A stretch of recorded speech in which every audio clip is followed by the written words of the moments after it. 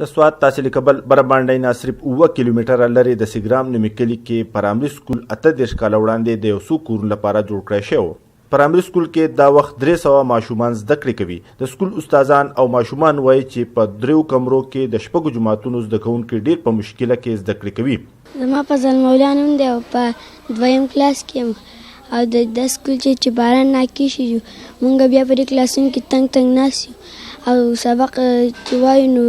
ډېر دغه تکلیف راته زه چې راغلی یم نو په مخه کله باران و مونږ ته شوري په یو کلاس کې 3 کلاسونه کله کښېني چې څو پکې کښېني نو بیا شور کوي واړه مونږ سبق نشو ویلی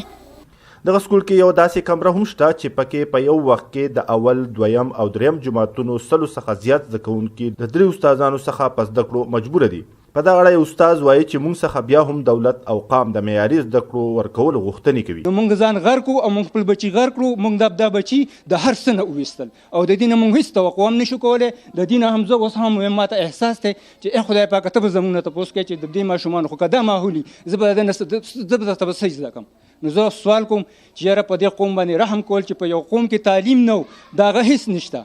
د سکول یو شمېر زده کوونکي په ډاګه په زده کړو مجبوره دي او بیا په 13 کمرو کې موجود زده کوونکي هم په فرش ناست وي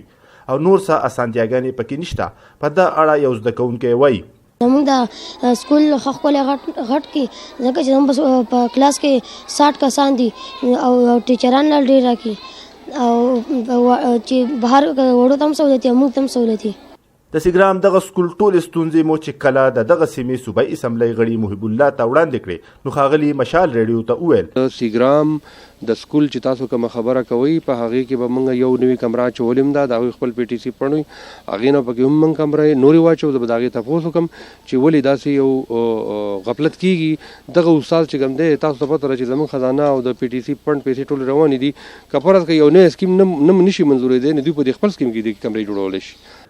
مقامي ولس وایي چې د تحصیل کبل سیګرام دغه کلی په تیر وختونو کې د وسلوالو یو لوی مرکز و او د وسلوالو ملګري زیاتره غیر تعلیمي یافته تنان ول اوس په دغه سیمه کې په سکول کې د تعلیم اسانتیاګانو نشوالي له کبله په سلګونو زده کوونکي د تعلیم څخه پاتې دي